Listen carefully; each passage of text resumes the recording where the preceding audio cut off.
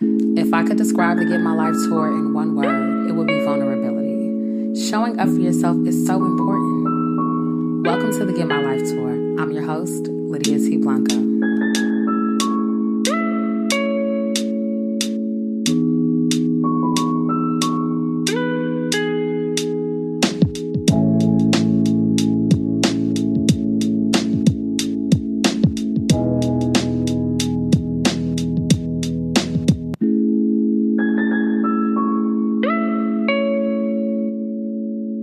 Hey y'all, and welcome to the Get My Life tour. It is me, your host, Lydia T. Blanco, and as always, y'all, I'm hype. You already know what it is. Thank you so much for tuning in to the Get My Life tour. If this is your first time, welcome. I'm so glad that you are here. If you are tuning in for the second, third, 30th, or 70th time, welcome back. I appreciate you showing up and taking center stage in your life and for tuning in so that you can listen with your heart. Okay, so I'm here. I'm back in Harlem. Y'all know I'm like mid-key by Coastal Bay, and I'm really still getting used to it. I am flying during a pandemic. I have like these really nice seat covers that were gifted to me, face mask, all the protective gear on earth as I, practice gratitude for my health and practice cleanliness and all these other things so that I could just remain safe, right, as I maintain this lifestyle. But I'm here in Harlem, and oh, does it feel different. Y'all, I got back to New York and I was like, why is it so dirty? Oh my gosh, why is it so cold? Oh my goodness, I have to go up my 6th floor walk up. And I wasn't complaining, even though it sounds like that was a very nagging tone, but I really felt like overly alert, and aware of my surroundings. And in me sharing my grievances, right? Even though I just said I wasn't complaining, but really taking issue with a lot of what I was seeing, I had to remember that that is a part of being present. Now, look, I am not starting, this stop on the tour with telling you to be aware so that you can complain or blah, blah, blah, blah. No. But what I do want to talk about is here and now. And that is actually like the title for this stop on the tour. Maybe a little bit longer when I go into post-production, but here and now. And being present, and that's stemming from me, really trying to figure out this whole bi-coastal thing as I live it out. It is really a theme for me right now because at times I struggle with being present because I'm going back and forth, not only physically, but in my mind, because at times I become so overwhelmed with the amount of decisions and just all of the things that I have to sort out as I make things work. And I share that in full transparency because it is a challenge, but it is not something that I see as an issue, right? It's just life. We have to make decisions. At times that can be overwhelming, but it is also the reality that has come from the blessing of my prayers of being bi-coastal being answered, right? And I have to say it that way, even for myself, aloud, to make sure that I'm identifying at the core what it is, and so that I can also practice gratitude. So stick with me, okay? This stop on a tour here and now is about some of the things that I'm learning as I practice being present. So fun fact, I have been reading Bell Hooks' All About Love for a few months now. And that sounds like a long time to be reading a book. But the reason why I am taking my time is because it is a lot to process. And I cannot believe how healing and how transformative this read is. I start, I stop, I take notes. I'm writing in the book, and my sister has read the book. Someone who I went to school with and follow closely in her journey has read the book I don't know how many times and is always sharing. And I was like, okay, I clearly need to read this book. And my sister was like, yeah, read my copy, blah, blah, blah. And I cannot put the book down. When I travel, I have the book with me, whether I'm on a train or a plane, or if we're traveling somewhere by car, I bring the book. And it's partly because of my love for love, but also for my curiosity and the healing that I want to experience, the transformation that I want to experience, the understanding that I want so badly, y'all. As it pertains to how I exist and how I experience love, how I love on others, and just every area of my life, y'all. This book is incredible. Right. So I brought the book, back with me to Harlem. And I was sitting down and I was reading and I was like, okay, I'm towards the end. I'm on the third to last chapter. And this chapter is on grief. Right. And I was like, oh, okay. Right. Loving people to life and loving them to death, and really understanding that has taken on new meaning, especially within this chapter. But one of the things that I took away more prominently is the idea of being present. Okay.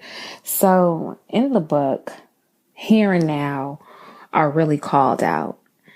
And as I am here in Harlem now, I feel ever present. So the fact that this chapter has spoken to me, I believe, is divine.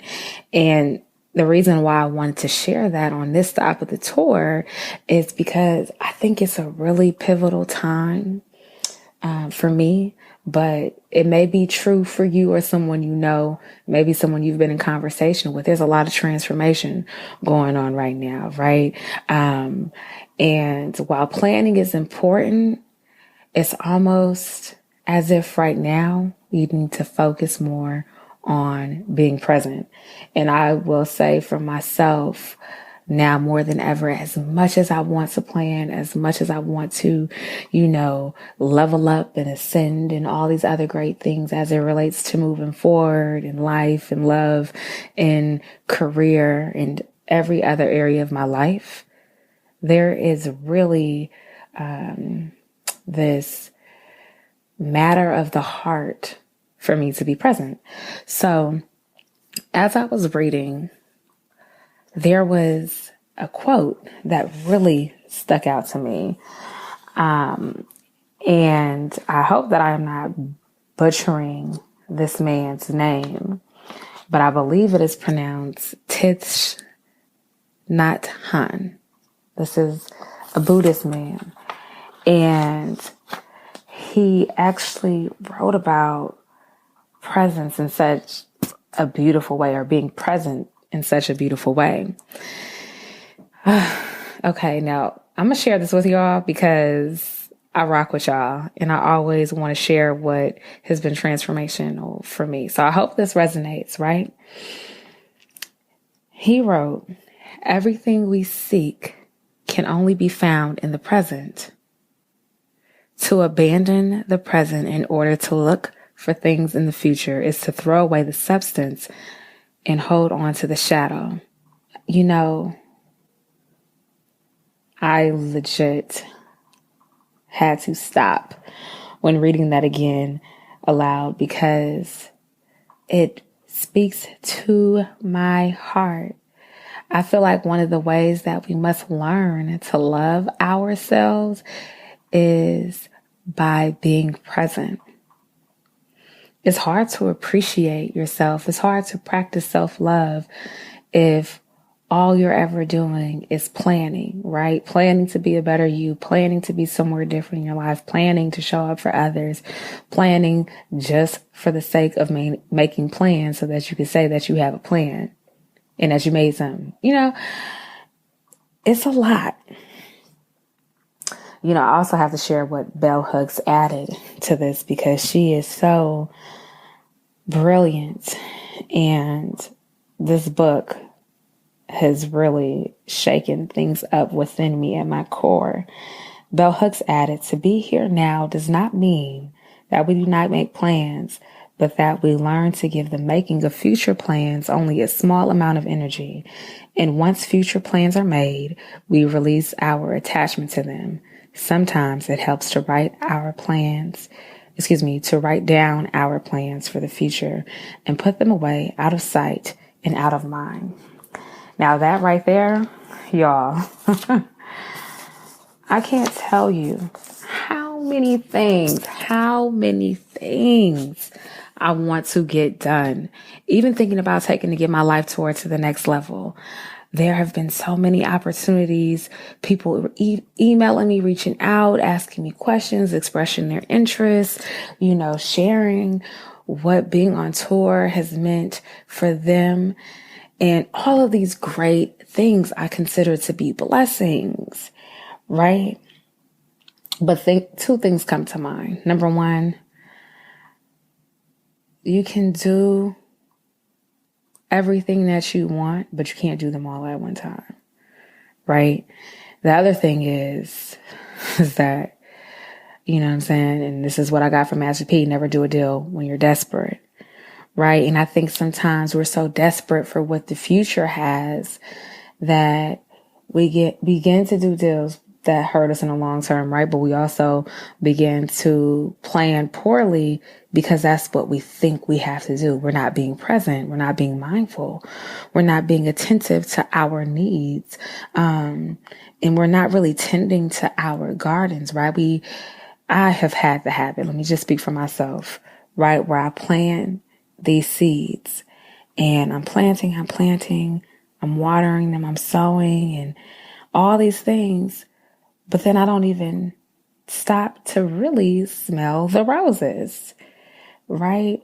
So it's like I can talk about what I've done for myself at some level, but at the end of the day, I haven't even stopped to appreciate what it is that I have really put my heart, my soul, my sweat equity, and time in. That's why it's so important to be present, right? All we have is here and now. And what I've just shared from Bell Hooks and from Thich Nhat Hanh is really imperative. Everything we seek can only be found in the present. I don't know what it is that you're looking for. I don't know what it is that your heart desires, but I'm confident in saying that if you take a moment to be present, and here goes this inventory word, you take inventory of the abundance of what you do have, you might realize that you have everything you need, or what it is that you desire is actually at your disposal. You just haven't been present enough to realize it. Okay? Now, as I sit here in Harlem and certain things come to me as I look around, as I still figure out, where am I going to spend the majority of my time? How am I going to really divide my time between the Bay Area and Harlem? I have to remember, look, while you're here, practice being here. Do not live between time zones, right? you don't have to make an announcement about everything, right? These are things that I'm telling myself as I practice really being present. I also wrote down some things that can help you to be more mindful and be more present. And these are some things that have really helped me and some things that I'm still practicing and making habits, because being present in this day and age is not easy because we're always planning. We are always planning. And if you're like me, you're always decluttering, you're always making room for stuff, and you're always trying to be your best self and be there for other people and take center stage in your life. You always get in your life, okay? Because it is to get my life tour. But listen, you have to be present, okay? And I'm talking to myself, so I don't think I'm getting all sassy with you. But I am, but I'm not, but I am. But I'm also talking to myself, so you know what I'm saying? Okay, so here are some things that I wrote down as it relates to being present, right? And the first thing, honestly, is to take a deep breath, as you could just hear me do. I honestly have to remind myself to breathe. And if you've been on tour with me for quite some time now, you know that I'm always talking about breathing. Sometimes I don't even realize that I'm not taking deep enough breaths. And I'm like, am I getting a headache because I'm hungry or I need more water? And it's honestly because I'm not practicing taking deep breaths. So point number 1, breathe. You are alive. You have air in your bodies. And I know it's hard to breathe with these masks on, but look, you need to take the time to breathe. Sit down. Get your body in a relaxed state and take some deep breaths. You know, I don't want to give you any CDC non-approved like exercises for when you're outside about breathing, but just find a safe space for you to practice some deep breaths, okay?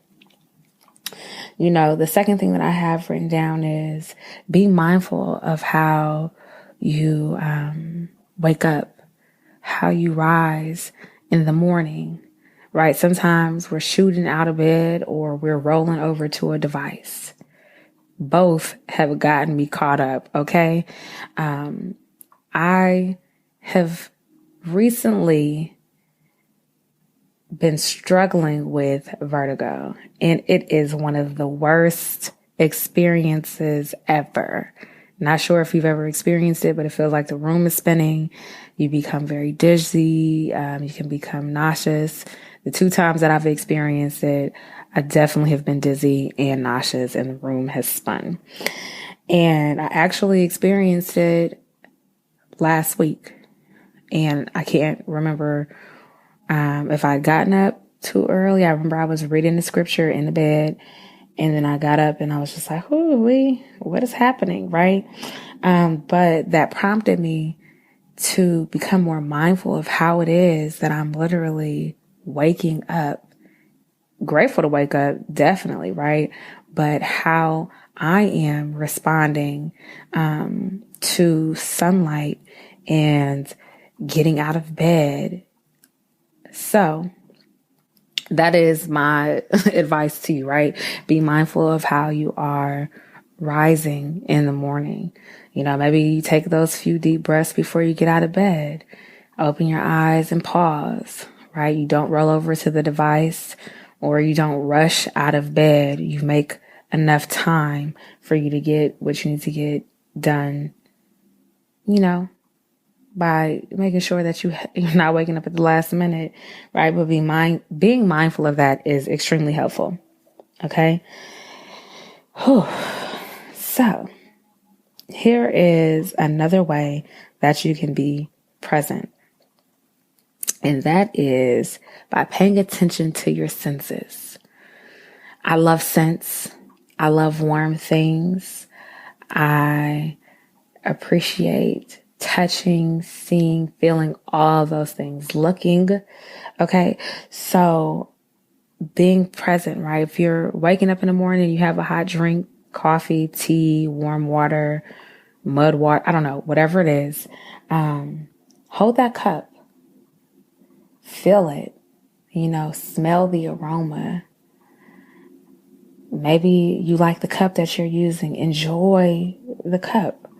There's so many little things that you can do to enjoy the moment, even just the experience of having something warm to drink in the morning. If it's a cold or, a room temperature glass of water, maybe it's just practicing gratitude for having clean water, right? Be present.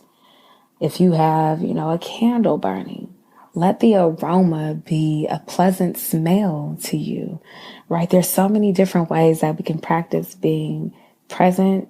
And oftentimes that leads us to being able to practice gratitude, right? Which is my next point. Be grateful. Be grateful for where you are. Now, I know that at times can be very difficult, especially depending on your living situation or your circumstances or your state of mind. So I do want to respect that, right? I don't know what, others might be struggling with in private. But what I found in my experience is that there's always something to be grateful for. And when we don't seek out those things, that's when we often experience, this heightened sense of devastation, or we harp on our circumstances. Yes, there are very dark times and challenging things to get through, but I believe one of the ways that we push past those things are by practicing gratitude. So find something, at least one thing that you can be grateful for. Remember, you're already winning. You are already winning, even when it doesn't feel like it. It doesn't have to feel like it, actually. You may be setting yourself up for the win. Therefore, you're already winning. So practice gratitude. Okay, multitaskers, I'm coming for you next, okay? Stop multitasking, y'all. Multitasking is not effective. And I don't care if you have dubbed yourself or crowned yourself, better yet, the queen or king of multitasking. Like, it ain't working, y'all. It's not. Do you know it takes 15 minutes for your brain to reset when you go from one task to another? And that's why when people think that they're being effective when they're multitasking, they're not. Even if it looks like they completed a task, it's almost guaranteed that you're not doing your very best because your attention is divided. Now, I did an entire episode on, okay, making sure that you're not divided in your attention. So you can go back. I can't even remember the name of that episode, okay? But it is pointless, honestly, to multitask, right? You're really not being present when you're doing so many things. How can you be present in multitask? Now, somebody probably like, well, if I'm paying attention while I'm doing each thing, nah, I don't want to hear that, all right? Stop multitasking. Be present. Focus on doing one thing really well, and then move on to whatever it is that you have. My next point is take a break. You need a break. I need a break. She need a break. He need a break. They need a break. We need a break, okay? Take a break. Some people will even say, take a nap, okay? There is an entire brand that I actually follow, so I'm going to plug them, and it is the Nap Ministry. I am horrible at taking naps. I need to take more naps. Probably need to take a nap after this, but you need to take a break. Give yourself some time to reset. Do absolutely nothing. Maybe take a walk. Maybe that's what taking a break looks like for you. Or, writing. I don't know, right? Do something out of the norm for yourself that gives you a moment to not focus on what you have to focus on or what you're eager to focus on. Take a break. your body. And I think everything else that you're setting out to do will thank you later. You know, something else that I really have been practicing as it relates to being present is allowing the wind to hit me. I need fresh air like no other, okay? And I really have to let the wind hit me, even with my mask on, y'all, okay? Let the wind hit you. Like, really enjoy the natural elements, right? Maybe you want to go stand outside in the rain or go ground your feet, but find a way to really embrace Mother Nature, really. For me, it has been healing, and it has really challenged me to be present. So I wanted to share that for you. Share that with you. Okay, and the last thing I have, and this may sound corny, is set it and forget it. Hopefully I don't get sued. Please don't sue me. But do y'all remember that infomercial? And it's like, set it and forget it. Okay. I have that written down. It's not about cooking at all. So for those who are listening internationally, thank you for tuning in. Also, I'll give you a little bit more context behind that phrase. There was like an infomercial that came on in the wee hours of the morning in TV here in the United States. And I think it was like a old guy, and I can't remember if his name was Jack LaLanne or maybe it was someone else. But it was like a cooker, and you could put all these things in this cooker and you would set it for whatever time that it needed to cook, and you would forget about it and you would come back and then it would be done. Right. And this really came to me as I was reading, All About Love, and Bell Hooks she wrote about the need for a lot of us to write our goals down and come back to them later so that we don't become overwhelmed by them.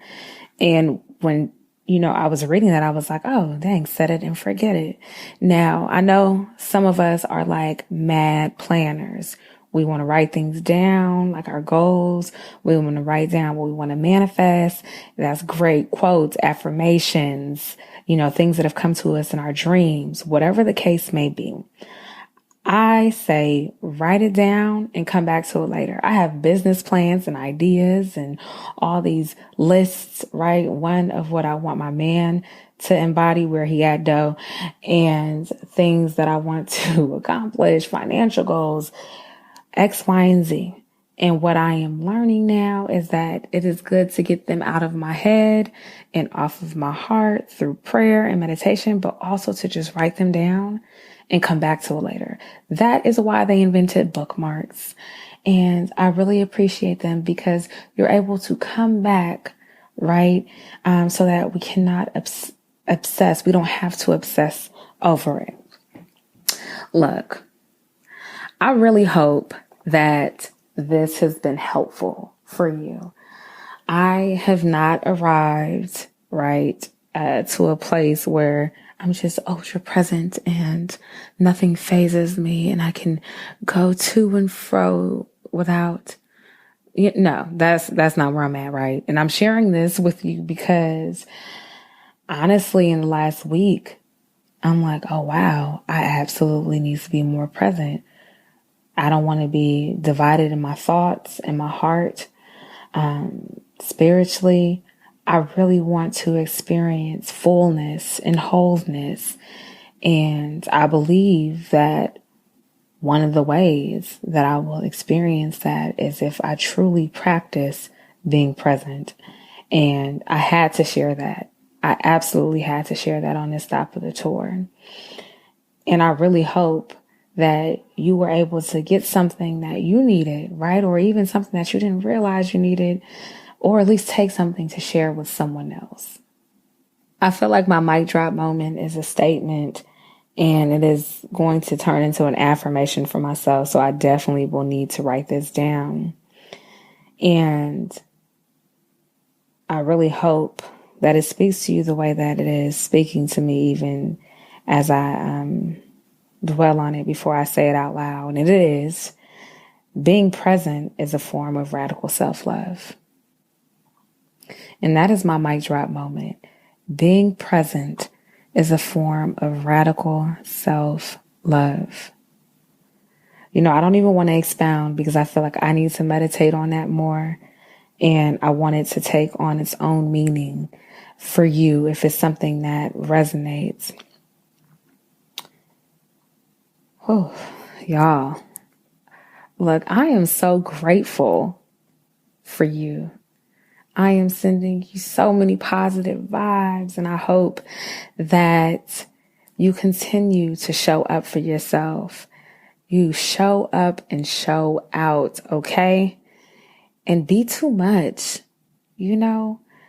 Be the best version of you here and now. Focus on that and be present.